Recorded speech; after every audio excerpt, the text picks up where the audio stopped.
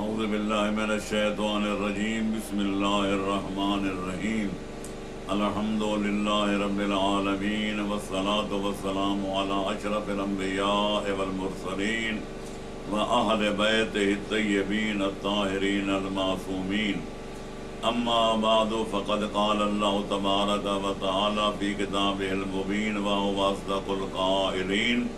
اعوذ باللہ من الشیطان الرجیم بسم اللہ الرحمن الرحیم ان الدین عند اللہ الاسلام صدق اللہ العلی العظیم۔ خالق کائنات کے فرمان و لازم الاحترام کا ترجمہ اور خلاصہ مطلب یہ ہے کہ تمام ادیان عالم میں سے اور عالمی ملل و مذاہب میں سے جو دین و مذہب خالق اکبر کا پسندیدہ دین ہے اور اس کی بارگاہ میں قابل قبول دین ہے اور دین و دنیا کی کامیابیوں اور کامرانیوں کا ضامن اور کفیل دین ہے، اس کا نام صرف اسلام ہے۔ الحمدللہ الذی جعل من المسلمین، خالق کائنات کے بے شمار نعمتوں میں سے اور بے شمار احسانات میں سے بہت بڑا احسان یہ ہے کہ اس نے ہمیں مسلمان بننے کی توفیق عطا فرمائی اور ہمارا نام مسلمان رکھا۔ اللہ کرے جس طرح ہمارا نام مسلمان ہے ہم کام کے مسلمان بن کر جئیں اور اسلام پر ہماری وفات ہو اور مسلمان بن کر مسلمان ہو کر خالق کائنات کی بارگاہ میں حاضری اور حضوری پیش کریں اور اسلام کی دولت کے ساتھ پھر جنت الفردوس میں داخل ہوں۔ ذالک هو الفوز المبین، اس سے بڑی کائنات میں کوئی کامیابی و کامرانی نہیں ہے۔ تو سلسلہ کلام تفہیم اسلام کے بارے میں جاری تھا کہ اسلام کو پہلے سمجھنا چاہیے، پھر تمام بنی نوع انسان کو سمجھانا چاہیے، اور جب اسلام سمجھ میں آ جائے تو پھر اپنے آپ کو اسلامی رنگ میں رنگنا چاہیے اور اس طرح رنگنا چاہیے کہ پھر اسلام کے گوڑے رنگ پر کوئی اور یہودیت، نصرانیت، مجوسیت، ہندوازم اور سکھ ازم اور کمیونزم کا کوئی جو ہے ہمارے اوپر رنگ نہ چڑھ سکے۔ صبغۃ اللہ، فمن احسن من اللہ صبغۃ، اللہ کے رنگ سے، اسلام کے رنگ سے کائنات میں کوئی بہتر رنگ نہیں ہے۔ تو دین اسلام کے تفہیم کے سلسلہ میں یہ کلام پروگرام جاری ہیں اور پہلے عقائد اسلامیہ پر گفتگو ہو چکی، پھر اسلامی عبادات کے موضوع پر گفتگو ہو چکی، اب اسلامی احکام کا تذکرہ ہو رہا ہے۔ تو اس سلسلے میں ہمارا سلسلہ کلام اب نکاح تک پہنچ گیا ہے۔ آج کی محفل میں اور ایک دو پروگرام آئندہ بھی نکاح کے بارے میں منعقد کیے جائیں گے تاکہ پتہ چل جائے کہ نکاح کے فوائد کیا ہیں، عوائد کیا ہیں اور نکاح نہ کرنے کے نقصانات کیا ہیں، زیانکاریاں کیا ہیں، معاشرتی اور تمدنیاں جو ہے تمدنی بربادیاں کیا ہیں۔ تو میں عرض کروں گا کہ خالق کائنات قرآن مجید میں نکاح کے بارے میں فرماتا ہے وَأَنكِحُوا الْأَيَّامَ مِنكُمْ وَالصَّالِحِينَ مِنْ عِبَادِكُمْ وَإِمَائِكُمْ إِن يَكُونُوا فُقَرَاءَ يُغْنِهِمُ اللَّهُ مِنْ فَضْلِهِ وَاللَّهُ وَاسِعٌ عَلِيمٌ۔ ایک اور مقام پر فرماتا ہے فَانكِحُوا مَا طَابَ لَكُم مِّنَ النِّسَاءِ مَثْنَىٰ وَثُلَاثَ وَرُبَاعَ وَإِن لَّمْ تَعْدِلُوا فَوَاحِدَةٌ صدق اللہ العلی العظیم۔ تو میرے دوستو، عزیزو اور بزرگو، دین اسلام دین فطرت ہے اور فطرت کا تقاضا یہ ہے کہ خالق فطرت نے انسان کے اندر حیوانی خواہشات اور شہوانی جذبات ودیعت فرمائے ہیں، اور ظاہر ہے کہ جب خالق اکبر نے اپنی حکمت بالغہ اور اپنی مصلحت کاملہ کے تحت یہ چیزیں انسان کی فطرت میں رکھی ہیں تو ان کے نکاس کا بھی خالق اکبر نے اہتمام اور انتظام کیا ہے۔ لہذا اب انسان کے اندر جب جنسی خواہش موجود ہے اس کے نکاس کے لیے دو ہی طریقے ہیں، یا پھر زنا کیا جائے یا نکاح کیا جائے۔ تو ظاہر ہے ہر عقل مند، ہر دانش مند یہی کہے گا کہ نکاح صحیح ہے اور زنا بدترین فعل ہے۔ لہذا خالق کائنات نے بتوشاوی یا جذبات کی تسکین کے لیے نکاح کو مقرر فرمایا اور زنا کے بارے میں فرمایا لا تقربوا الزنا انہ کان فاحشہ وساء سبیلا، کہ زنا کرنا تو بجائے خود اس کے قریب بھی مت جاؤ، یعنی ان مقدمات کے قریب بھی مت جاؤ کہ جن سے دل و دماغ میں زنا کاری کے جذبات پیدا ہوتے ہیں، جیسے اجنبی عورت پر نگاہ بد ڈالنا، اس کو چھونا، بوس و کنار کرنا، یہ تمام مقدمات شریعت مقدسہ نے اس لیے حرام قرار دے دیے تاکہ نہ رہے بانس نہ بجے بانسری۔ جب زنا کے مقدمات کے آدمی قریب نہیں جائے گا تو دل و دماغ میں زنا کاری کا نہ خیال پیدا ہوگا نہ جذبہ پیدا ہوگا کہ نہ آدمی زنا کاری کے جرم کا ارتکاب کرے گا۔ تو بہرحال یہ قانون قدرت ہے، آئین فطرت ہے کہ خالق اکبر نے عورت کے دل میں مرد کی خواہش اور مرد کے دل میں عورت کی خواہش پیدا فرمائی ہے۔ اگر اس لیے فرماتے ہن لباس لکم وانتم لباس لہن،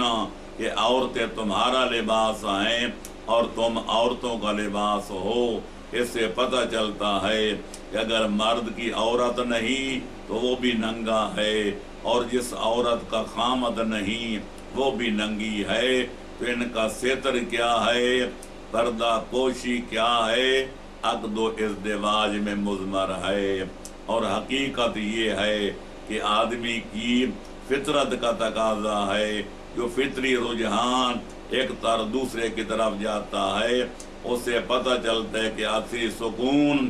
اصلی آرام اور اطمینان مرد کو عورت سے حاصل ہوتا ہے اور عورت کو مرد سے ہوتا ہے۔ یہی وجہ ہے کہ عام طور پر کوئی ادباء، کوئی شعراء اور کوئی ظرفاء یہ بحثیں کیا کرتے ہیں کہ آیا مرد عورت کے لیے پیدا کیا گیا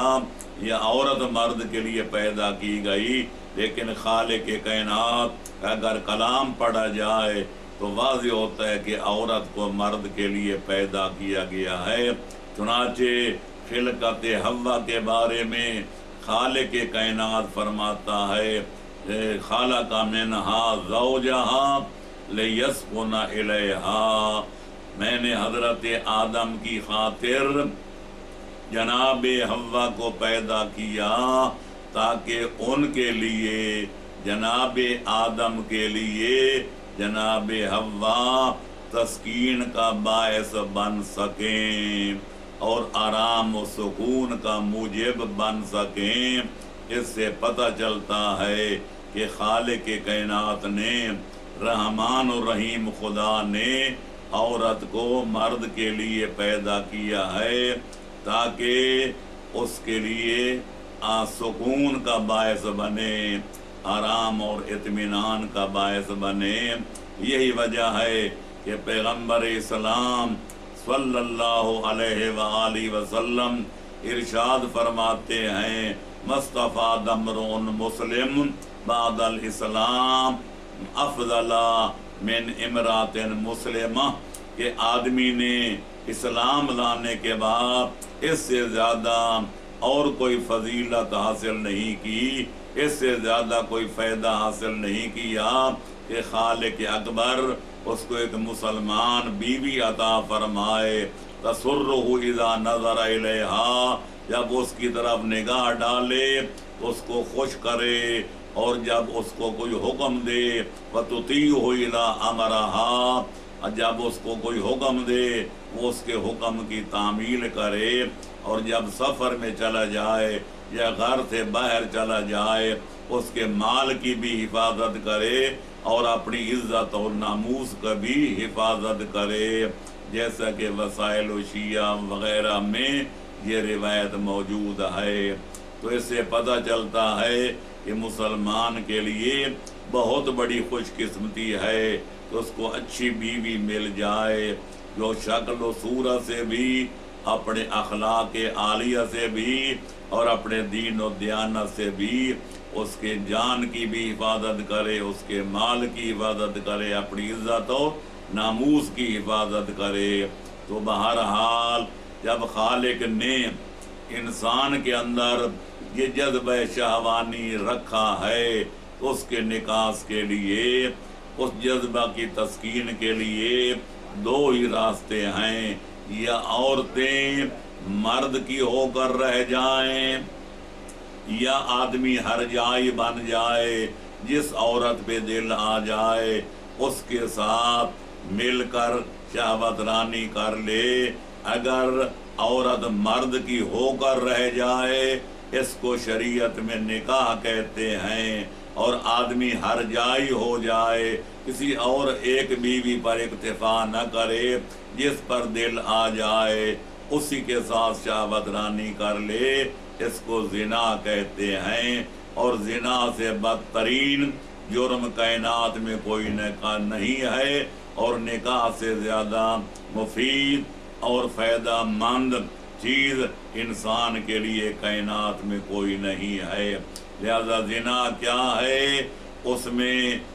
لوگوں کی عزت کو لوٹا جاتا ہے، جس کا نتیجہ یہ نکلتا ہے کہ نسب خراب ہو جاتے ہیں، نہیں پتہ چلتا یہ بیٹا یا بیٹی کس باپ کی بیٹی ہے یا کس باپ کا بیٹا ہے، اس کا خاندان کیا ہے، اس کا نسب نامہ کیا ہے، اس کا کبھی قوم کیا ہے، اس کا قبیلہ کیا ہے۔ حالانکہ خالق کائنات فرماتے کہ یا ایھا الناس انا خلقناکم من ذکر و انثی وجعلناکم شعوبا و قبائل لتعارفوا ان اکرمکم عند اللہ اتقاکم۔ اے اولاد آدم، یہ یاد رکھو ہم نے تمہیں ایک مرد ایک عورت سے پیدا کیا، مرد کا نام جناب آدم تھا اور عورت کا نام جناب حوا تھا۔ پھر ہم نے تمہیں مختلف قوموں اور قبیلوں میں تقسیم کر دیا، دنیا میں تمہاری جان پہچان قائم رہ جائے۔ لیکن یاد رکھو یہ قومیں اور قبیلے یہ تمہارے لیے باعث عزت و عظمت نہیں۔ ان اکرمکم عند اللہ اتقاکم، تم سب میں سے تمام قوموں قبیلوں میں سے سب سے افضل وہ ہے، اعلیٰ وہ ہے، مکرم وہ ہے، محترم وہ ہے جو سب سے زیادہ نیکوکار اور پرہیزگار ہے۔ تو الغرض زناکاری سے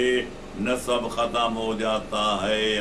تعلیم و تربیت کا نام و نشان بھی مٹ جاتا ہے، یہ بھی پتہ ہی نہ ہو کہ یہ بیٹا کس کا ہے، یہ بیٹی کس کی ہے، اس کی تعلیم کا کون انتظام کرے گا، اس کی تربیت کا بوجھ کون اٹھائے گا۔ اور اس کے علاوہ جو ہے سب سے بڑا نقصان یہ ہوگا کہ لوگوں کی عزت لٹ جائے گی، وراثت کا نظام درہم برہم ہو جائے گا، نہ کوئی باپ ہوگا نہ کوئی بیٹا، نہ کوئی بیٹا باپ کا وارث بن سکے گا، نہ کوئی باپ بیٹے کا وارث بن سکے گا، نہ شوہر بیوی کا، نہ بیوی شوہر کی۔ جب نکاح ہی نہیں تو سلسلہ نسب کیسے چلے گا، سلسلہ وراثت کیسے چلے گا، اور سلسلہ حسب و نسب کیسے چلے گا۔ لہذا تعلیم و تربیت کا بھی فقدان ہو جائے گا، بلکہ یوں کہوں کہ انسانیت کا بھی نقصان ہو جائے گا۔ تو میرے دوستو عزیزو، اس لیے خالق کائنات نے حکم دیا کہ لا تقربوا الزنا، کہ زنا کے قریب بھی مت جاؤ، اور نکاح کرنے کا حکم دیا کہ انکحوا الایام منکم، جس مرد کی شادی نہیں ہوئی اس مرد کی شادی کراؤ، جس عورت کی نہیں ہوئی اس کی شادی کراؤ، یا جس شوہر کی بیوی مر جائے اس کا عقد ثانی کراؤ، اور جس بیوی کا شوہر فوت ہو جائے اس کے عقد ثانی کا انتظام کراؤ، اور ان کو نکاح کرا کے زناکاری کے جرم شنیع سے بچاؤ۔ تو پتہ چلا کہ نکاح کرنے میں فضیلت ہے اور زنا کرنے میں رذیلت ہے۔ تو خالق کائنات کہ جہاں یہ جذبہ آدمی کے اندر رکھا ہے اس کے نکاح کے لیے نکاح مقرر کیا ہے، زنا کی ممانعت فرمائی ہے۔ اب آؤ ذرا یہ عرض کر دوں کہ شریعت مقدسہ میں نکاح کرنے کے فضائل کیا ہیں۔ تو جہاں تک قرآن کا حکم ہے وہ میں نے دو آیتیں آپ کے سامنے پیش کر دی کہ خالق کائنات نکاح کرنے کا حکم دیتا ہے، اور جہاں تک پیغمبر اکرم صلی اللہ علیہ وآلہ وسلم کے فرمان کا تعلق ہے، فرماتے من تزوج فقد احرز نصف دینہ فلیتق اللہ فی الباقی، جو نکاح کر لیتا ہے، جو عقد و ازدواج کر لیتا ہے، اس کا آدھا دین محفوظ ہو جاتا ہے۔ نگاہ میں پاکیزگی آ جاتی ہے، جذبات میں ٹھہراؤ آ جاتا ہے، طبیعت میں سکون پیدا ہو جاتا ہے، تو آدھا دین تو ہو گیا محفوظ، اللہ سے ڈرے اور باقی دین میں اللہ کی نافرمانی سے بچے۔ بعض روایتوں میں یہ ہے کہ جب آدمی عقد و ازدواج کر لے دین کے دو حصے محفوظ ہو جاتے ہیں، باقی رہ گیا تیسرا حصہ، اس میں اللہ سے ڈرے اور لباس تقوی بدن پہ اوڑھے اور گناہ گاری سے، عصیاں کاری سے اپنے دامن کو بچائے۔ یہاں تک پیغمبر اکرم صلی اللہ علیہ وآلہ وسلم نے فرمایا تناکحوا وتناسلوا تکثروا فإنی أباحی بکم الأمم یوم القیامہ ولو بالسکت، کہ نکاح کرو اور نسل بڑھاؤ، میں قیامت والے دن باقی انبیاء کی صفوں میں کھڑے ہو کر فخر کروں گا میری اپنی امت کی کثرت پر۔ اور حد ہو گئی کہ پیغمبر اکرم صلی اللہ علیہ وآلہ وسلم نے یہاں تک فرما دیا کہ النکاح من سنتی ومن رغب عن سنتی فلیس منی، میرے سنن میں سے، میری سنتوں میں سے نکاح کرنا بھی ایک سنت ہے، اور جو آدمی میری سنت سے روگردانی کرے گا، یعنی اس کا انکار کرے گا، اس کو نفرت کی نگاہ سے دیکھے گا، وہ میری امت سے خارج تصور کیا جائے گا۔ لہذا اگر آدمی چاہتا ہے کہ پیغمبر اکرم صلی اللہ علیہ وآلہ وسلم کا امتی کہلائے، اور پیغمبر اکرم کا امتی ہونا کوئی معمولی فضیلت نہیں، روایات کو دیکھا جائے تو آدم سے لے کر عیسیٰ تک انبیاء و مرسلین خالق کائنات کی بارگاہ میں عرض و نیاز کرتے ہوئے نظر آتے ہیں کہ اے پروردگار، قیامت کے دن ہمارا حشر نشر पैगंबर इस्लाम की उम्मत में फरमाना। तो जिसके उम्मती होने की नबी दुआएं मांगते हुए नजर आते हैं, ये खालिक अकबर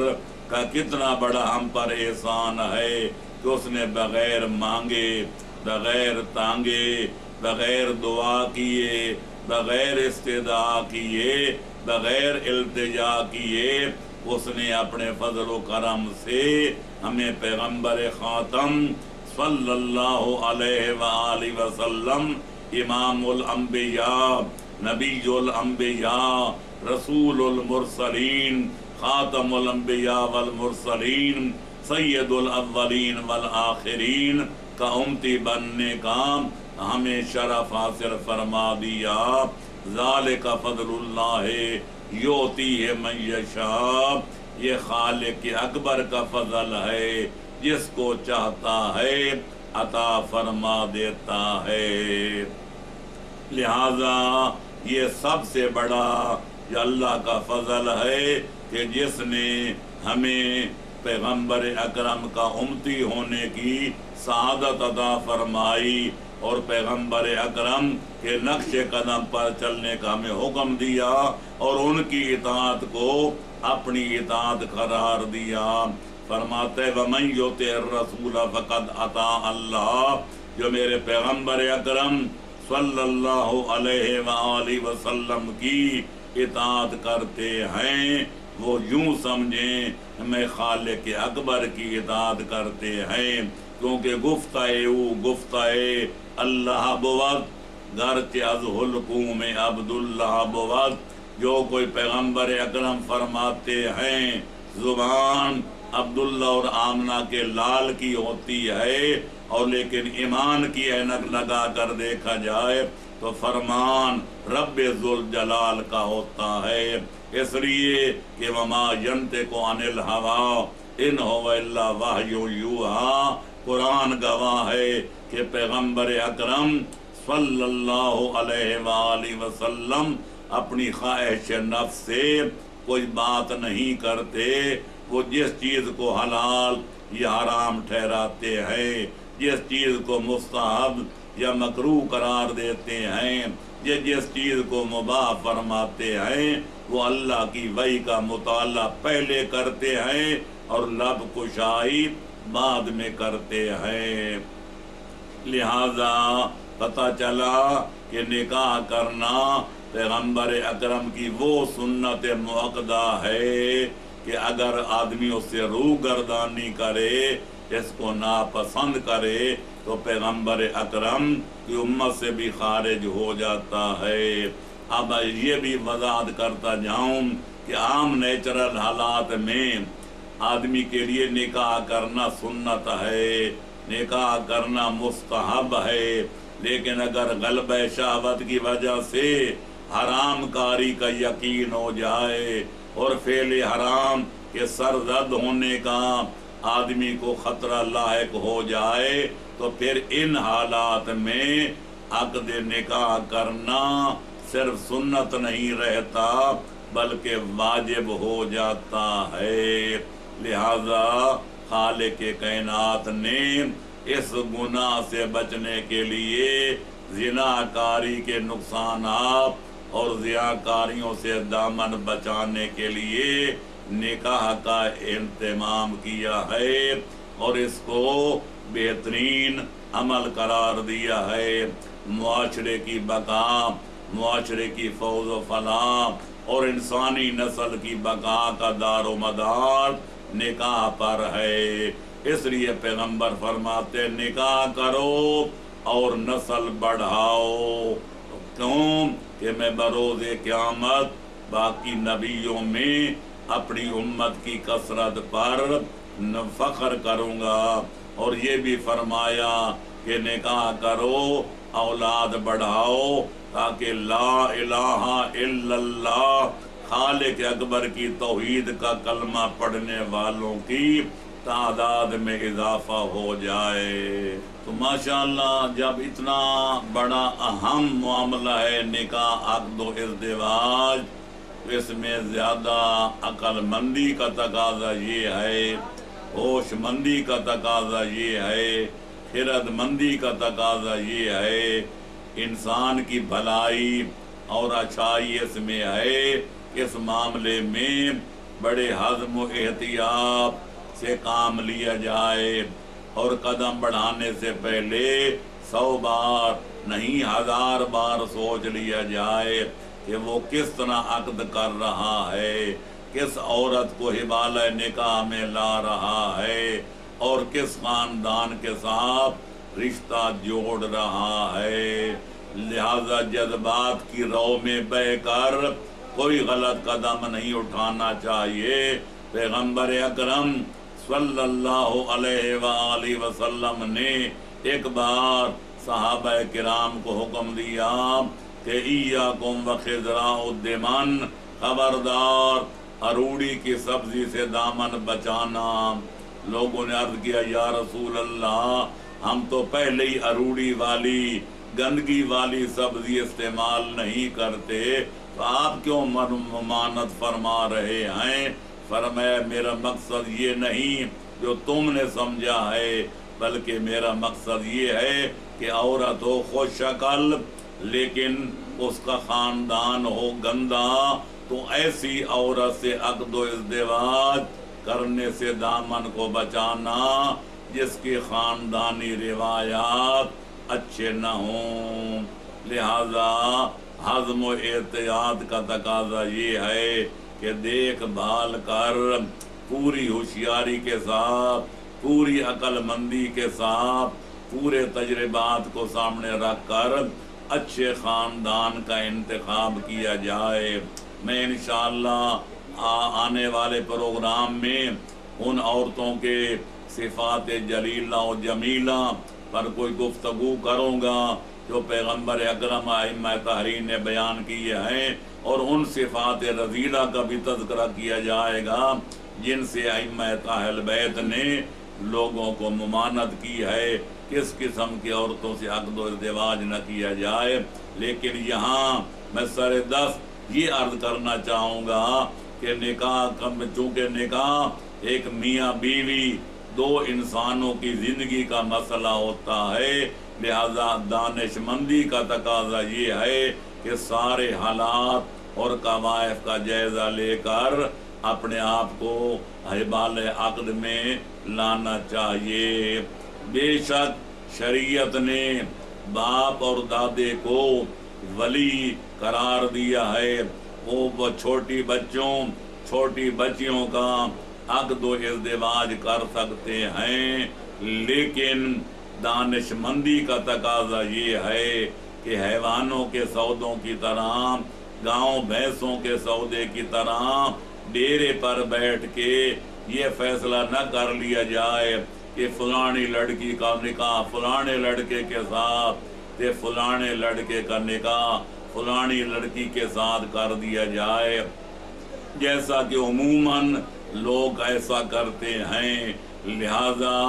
दानिशमंदी ये है कि बच्चियों का निकाह उस वक्त तक न किया जाए जब तक सने बुलूगत में वो कदम न रखें, जब तक उनके मुस्तकबिल का अंदाज़ा न हो जाए कि पढ़ा लिखा कौन है, अनपढ़ा कौन है, पढ़ी लिखी बच्ची कौन है, अनपढ़ी कौन है, और उनका मिजाज कैसा है, तबीयत कैसी है। तो बहरहाल अगरचे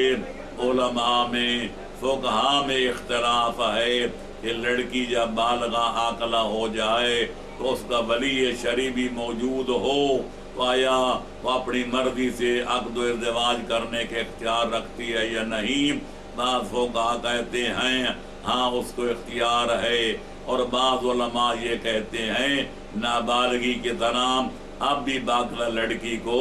अपना अक़्द व इज़्दिवाज करने का कोई इख्तियार नहीं है। लिहाजा इस इख्तिलाफ़ात से दामन को बचाते हुए मुहक्किक उलमा ने यह फैसला किया है, मुहक्किक उलमा का फतवा ये है कि अक़्द व इज़्दिवाज वहाँ करना चाहिए जहाँ लड़की लड़के के जज्बात को भी सामने रखा जाए और माँ बाप और अबू जद के तजर्बात اور مشاہدات کو بھی سامنے رکھا جائے تاکہ لڑکی لڑکا جذبات کی رو میں بہ کر کوئی غلط فیصلہ نہ کر سکیں، اور باپ اور دادا کا بھی فرض ہے صرف اپنے مفادات کو سامنے رکھ کر دو آدمیوں کی زندگی کا کوئی فیصلہ نہ کر بیٹھیں۔ لہذا ولایت مشترکہ ہے، اور میں نے اپنی کتاب قوانین الشریعہ میں اس پر دلائل اور جو ہے سارے براہین پیش کر دی ہیں کہ لڑکی جب عاقلہ بالغہ ہو جائے اس کی ولایت جو ہے مشترکہ ہے۔ نہ باپ کو حق پہنچتا ہے کہ لڑکی کے پوچھے بغیر جس کے جلے چاہے مر دے، نہ لڑکی کو حق پہنچتا ہے کہ اپنے باپ دادا کو نظر انداز کر کے جس کے ساتھ چاہے لو میرج کر لے۔ نہیں، صحیح عقد و ازدواج وہ ہوگا جہاں باپ اور دادا بھی راضی ہوں اور لڑکی لڑکا بھی راضی ہوں۔ لہذا اگر ان چیزوں کو مد نظر رکھ کر عقد و ازدواج کیا گیا تو انشاءاللہ اللہ کے فضل و کرم سے امید ہے کہ 100% ایسا نکاح کامیاب ہوگا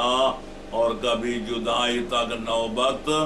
نہیں پہنچے گی۔ لہذا بچپن کا نکاح کرنے سے بزرگوں کو دامن بچانا چاہیے، اپنے مفادات کو سامنے رکھ کر کسی چھوٹی بچی یا چھوٹے بچے کا عقد و ازدواج کسی سے نہیں کرنا چاہیے۔ اور دوسری جو چیز جو ضروری ہے وہ یہ ہے کہ عقد و ازدواج میں شادی خانہ آبادی میں جو ہندوانہ رسمیں ہیں، غیر مسلمانوں کی رسمیں ہیں، ان سے اجتناب کرنا چاہیے، کیونکہ ہم مسلمان ہیں، ہمارا کیش ہے ترک رسوم، ملتیں جب مٹ گئیں اجزاء ایمان ہو گئیں۔ لہذا ہندوؤں کی رسمیں ہیں، رام چندر جی کے ماننے والوں کی یہ رسمیں ہیں کہ تقریب مہندی منعقد کی جائے، شادی والے دن دولہے کے ماتھے پر سیرا باندھا جائے، پھر دولہے کے ہاتھ میں چاقو تھمایا جائے، اس کو گانا اس کے ہاتھ میں گانا باندھا جائے، پھر گھڑولی بھروائی جائے، پھر چھونی توڑوائی جائے، پھر تقریب رونمائی منائی جائے۔ اللہ کے قرآن میں اور محمد و آل محمد علیہم الصلاۃ والسلام کے فرمان میں ان رسموں کا کوئی نام بھی نہیں ہے، نشان بھی نہیں ہے، کیونکہ ہم ہندوستان میں صدیوں تک ہندوؤں کے ساتھ ہم رہ رہے ہیں اور ان کے ساتھ ہماری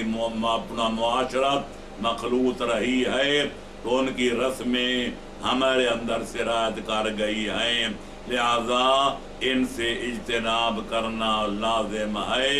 مسلمان کو چاہیے اگر اس کے لڑکی کی شادی کرنی ہو، پیغمبر اکرم صلی اللہ علیہ وآلہ وسلم حسنین کی مادر گرامی خاتون قیامت کے عقد و ازدواج کو سامنے رکھے کہ پیغمبر اکرم نے کس سادگی کے ساتھ اپنے شہزادی یثرب کی شادی خانہ آبادی حضرت امیر المومنین کے ساتھ فرمائی تھی، اور اگر لڑکوں والا ہے اپنے لڑکوں کی شادی خانہ آبادی کرنا چاہتا ہے تو حیدر قرار کہ وہ جوانان جنت کے سردار بیٹوں کی شادی اور ان کے عقد و ازدواج کے مطابق اپنی اولاد کی شادی کرے۔ اگر لڑکی والے کو پیغمبر اکرم کی شہزادی یثرب کی سادگی کے ساتھ شادی کرنا پسند نہیں، اگر لڑکے والے کو جنت کے جوانوں کے سرداروں کی شادی کا انداز پسند نہیں، تو میں یہ کہنے میں کوئی مبالغہ نہیں سمجھتا کہ اس کو پیغمبر اکرم اور حیدر کرار وہ نام لے کر ان کو بدنام کرنے کا کوئی جواز نہیں۔ پھر اسے چاہیے کہ وہ اپنا امام بنائے، اس کو اپنا نبی مانے، جس کا طرز عمل اس کو پسند آئے۔ لیکن اگر پیغمبر اکرم صلی اللہ علیہ وآلہ وسلم کا کلمہ پڑھنا ہے تو پھر یاد رکھو خالق اکبر نے اعلان کر دیا لَقَدْ كَانَ لَكُمْ فِي رَسُولِ اللَّهِ أُسْوَةٌ حَسَنَةٌ لِمَنْ كَانَ يَرْجُو اللَّهَ وَالْيَوْمَ الْآخِرَ کا اللہ فرماتا ہے جو لوگ اللہ پر اور قیامت کے دن پر ایمان رکھتے ہیں ان کے لیے پیغمبر اسلام صلی اللہ علیہ وآلہ وسلم کی ذات گرامی سے بڑھ کر کوئی اچھا نمونہ عمل موجود نہیں ہے۔ لہذا پیغمبر اکرم کے نمونہ عمل کو مشعل راہ بنانا پڑے گا، اور جو حیدر کرار کا نام جپتے ہیں وہ ان کو اولی الامر مانتے ہیں، تو خالق اکبر کے حکم کے مطابق کہ یا ایھا الذین آمنوا اطیعوا اللہ و اطیعوا الرسول و اولی الامر منکم، اے ایمان والو اطاعت کرو اللہ کی اور اطاعت کرو اس کے رسول کی اور صاحبان امر کی۔ تو پھر حیدر کرار کے نقش قدم کو دیکھ کر قدم بڑھانا پڑے گا۔ اگر پیغمبر کا نام لیتا ہے اور ان کا کام اس کو پسند نہیں، نام حیدر کرار کا لیتا ہے لیکن ان کا کلام و کام ان کو پسند نہیں، تو پھر اس کو ان کا کلمہ پڑھ کے ان کی محبت کا دعویٰ کر کے بدنام کرنے کا بھی کوئی حق نہیں۔ تو الغرض نکاح کرنے کے چند مستحبات ہیں، چند آداب ہیں جو ہماری کتابوں میں لکھے ہوئے ہیں، اور میں نے بھی تفصیل کے ساتھ اپنی فقہ کتاب قوانین الشریعہ فی فقہ الجعفریہ میں درج کر دیے ہیں کہ پہلا یہ ادب ہے کہ جب نکاح کرنے کا ارادہ ہو تو 2 رکعت نماز پڑھی جائے اور اس کے بعد دعا مانگی جائے کہ اے پروردگار میں تیرے حکم کے مطابق عقد و ازدواج کرنا چاہتا ہوں، مجھے عفیفہ پاک دامن شریف دیندار خاتون عطا فرما جس سے میں انس حاصل کر سکوں اور خوشگوار زندگی گزار سکوں۔ اس کے بعد دوسرا مستحب یہ ہے کہ جب عقد و ازدواج کیا جائے، شادی خانہ آبادی کی جائے تو دعوت ولیمہ کا اہتمام کیا جائے۔ دعوت ولیمہ کا یہ مطلب نہیں کہ حلوے بھی ہوں تے جلوے بھی ہوں تے مرغے بھی ہوں تے مرغابیاں بھی ہوں، نہیں، پاؤں پھیلانے سے پہلے اپنی چادر دیکھ لے، چند مومنین کو بلا کر سادہ سی غذا پیش کر کے اپنی حیثیت کے مطابق اس میں اسراف بھی نہ ہو، تبذیر بھی نہ ہو، قرضہ بھی نہ لینا پڑے، اپنی حیثیت کے مطابق چند مومنین کو، چند مسلمین کو بلا کر دعوت کا اہتمام کر دینا چاہیے، یہ بھی مستحب ہے۔ اور دعوت ولیمہ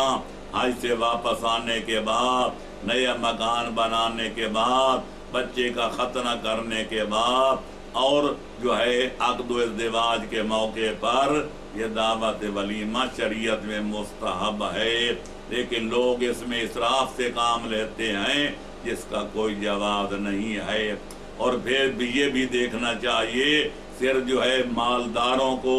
اور سرمایہ داروں کو انہیں بلایا جائے، دعوت ولیمہ میں غرباء و مساکین کو بھی شرکت کی دعوت دینی چاہیے۔ تیسرا مستحب یہ ہے کہ نکاح علل اعلان کرنا چاہیے تاکہ میاں بیوی کے بعد میں تعلقات ہوں تو کوئی ان کے کردار پر شک و شبہ کا اظہار نہ کر سکے، کھلا بکھلا نکاح کرنا چاہیے۔ تاکہ لوگوں کو پتہ چل جائے فلاں میاں ہے تے فلانا بیوی ہے، تاکہ ان کے اعتراض کرنے کا کسی کو موقع نہ ملے۔ اور چوتھا یہ ہے کہ نکاح کا صیغہ پڑھنے سے پہلے، ایجاب و قبول سے پہلے، عقد حق مہر مقرر کرنے سے پہلے خطبہ مسنونہ بھی پڑھنا چاہیے، یہ بھی مستحب ہے۔ اور پانچواں یا چوتھا مستحب یہ ہے کہ نکاح کے وقت 2 عادل گواہ بھی مقرر کر دیے جائیں، لیکن یہ یاد رہے یہ گواہ مقرر کرنا مستحب ہے، نکاح کی صحت کی شرط نہیں ہے۔ جیسا کہ بعض لوگ یہ کہتے ہیں کہ بغیر گواہوں کے نکاح نہیں ہو سکتا، حالانکہ قرآن و حدیث میں نکاح کے شرائط میں گواہ مقرر کرنا شرط نہیں ہے، جبکہ طلاق میں ہے وَأَشْهِدُوا ذَوَيْ عَدْلٍ مِّن رِّجَالِكُمْ، کہ جب بیوی کو طلاق دینا چاہو تو 2 عادل گواہ مقرر کرو۔ لیکن تعجب ہے جہاں خالق نے گواہ مقرر کرنے کو حکم دیا ہے، وہاں تو کچھ لوگ کہتے ہیں کہ گواہ مقرر کرنا ضروری نہیں، مرد جب بھی کہہ دے طلاق طلاق طلاق تو طلاق واقع ہو جاتی ہے۔ جہاں اللہ نے گواہ مقرر کرنے کا کوئی حکم نہیں دیا، وہاں فتویٰ دیا جاتا ہے کہ بغیر نکاح گواہوں کے نکاح صحیح نہیں ہے۔ تو بہرحال وہ اپنے حالات آپ بہتر جانتے ہیں، تو گدائے گوشہ نشینی حافظہ مخروش، لیکن بہرحال ہمارے ہاں گواہ مقرر کرنا سنت ہے، مستحب ہے، یہ شرط نہیں ہے۔ اس کے علاوہ یہ جو ہمارے ہاں جہیز کی لعنت موجود ہے، یہ خالص ہندوانہ رسم ہے۔ ہم نے دیکھا، دید بھی ہے، شنید بھی ہے، مشاہدہ بھی ہے کہ لاکھوں لڑکیوں کی زندگیاں تباہ ہو جاتی ہیں کہ ان کے ماں باپ کو جہیز بھاری بھرکم جہیز دینے کی طاقت نہیں ہوتی، حالانکہ اسلام میں جہیز نام کی کسی شے کا کوئی تصور ہی نہیں ہے۔ یہ ہندوؤں کے ہاں ہے، جن کے مذہب میں باپ کی جائیداد کے وارث صرف لڑکے ہوتے ہیں اور لڑکیاں نہیں ہوتی، تو لہذا شادی والے دن ان کو جہیز کے نام پر اپنی حیثیت کے مطابق بہت سارا ساز و سامان دے دیا جاتا ہے، اور پھر لڑکیوں سے کہا جاتا ہے کہ اپنے بابے کے گھر سے تمہارا یہی حصہ تھا جو آج تمہیں مل گیا، باقی جو کچھ جائیداد منقولہ یا غیر منقولہ ہے وہ ہمارے لڑکوں کی ہے، تمہارا اس میں کوئی حصہ نہیں۔ لیکن اسلام اولاد کو، خواہ اولاد ذکور ہو یا اولاد اناث، اور سب کو ان کا حصہ مقرر کر کے دینے کا قائل ہے۔ اس لیے شریعت میں جہیز نام کی کوئی چیز نہیں ہے۔ ہاں، ماں باپ کو حق پہنچتا ہے، جو چاہیں اپنی بیٹی کو اپنی خوشی سے دے دیں، لیکن اس کا اسلام یا قرآن سے کوئی تعلق نہیں ہے۔ اور اس لیے لڑکیوں کی زندگی برباد کرنا، یہ بھاری بھرکم جہیز دینے کی ماں باپ کو طاقت نہیں، لہذا یہ جائز نہیں ہے۔ اور جو لڑکے شرطیں لگاتے ہیں کہ لڑکی اس لڑکی سے شادی کریں گے جو کوٹھی بھی لائے، کار بھی لائے، بھاری بھرکم جہیز بھی لائے، ایسے لڑکے قابل نفرین ہیں، ان کا بائیکاٹ کرنا چاہیے۔ وہ لڑکی سے شادی نہیں کرتے، وہ دولت سے شادی کرتے ہیں۔ اسلام نے اس قسم کے سفلی جذبات کی حوصلہ شکنی تو کی ہے، حوصلہ افزائی نہیں کی ہے۔ یہی وجہ ہے کہ حدیث میں ہے کہ جو شخص سنت سمجھ کے اور سعادت سمجھ کے عقد نکاح کرتا ہے، عقد ازدواج کرتا ہے، खालिक कायनात उसको माल भी अता करता है और जमाल भी अता करता है, और जो सिर्फ माल की खातिर या जमाल की खातिर अक़्द व इज़्दिवाज करता है, खालिक कायनात उसको दोनों चीज़ों से महरूम कर देता है। न माल देता है न हुस्न जमाल देता है। इन्नमल आमालो बिन्नियात, सारे आमाल का दारो मदार अपनी नीयत पर है। नीयत बखैर है तो दुआ मुस्तजाब है। लिहाजा नीयत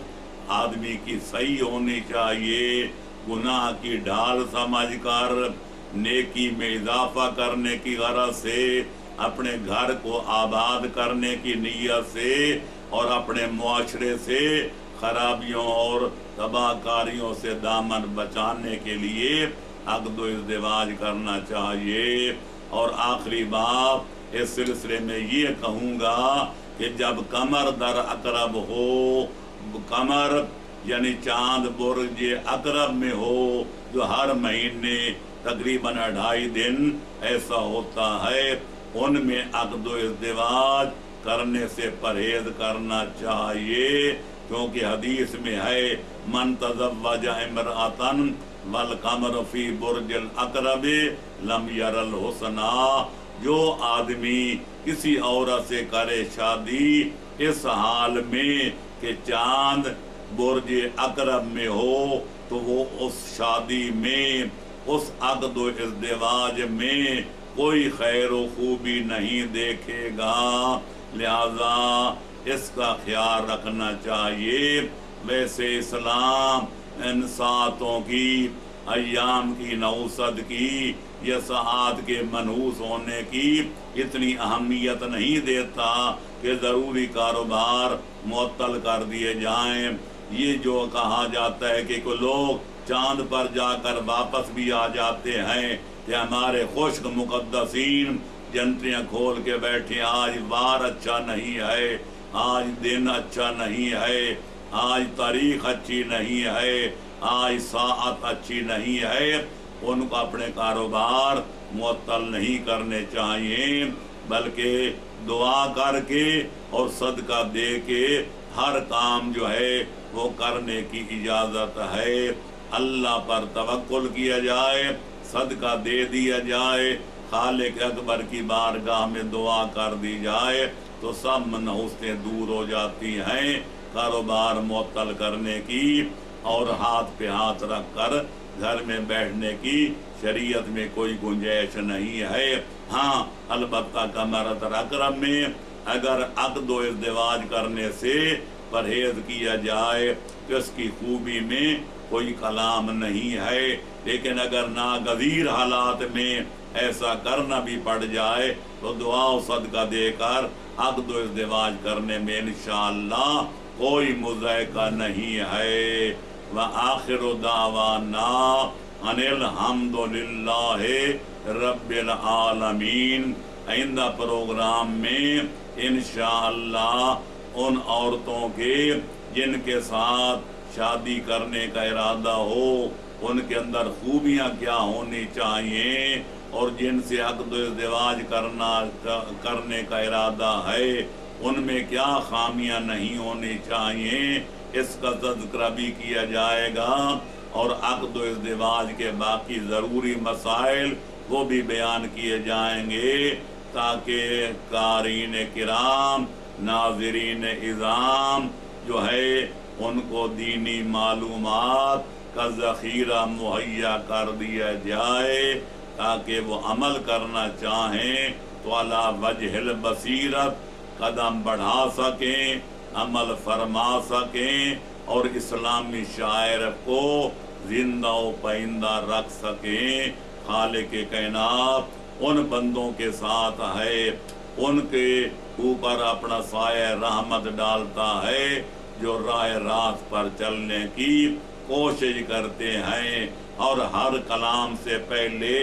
अपना हर काम से पहले, हर अमली इकदाम से पहले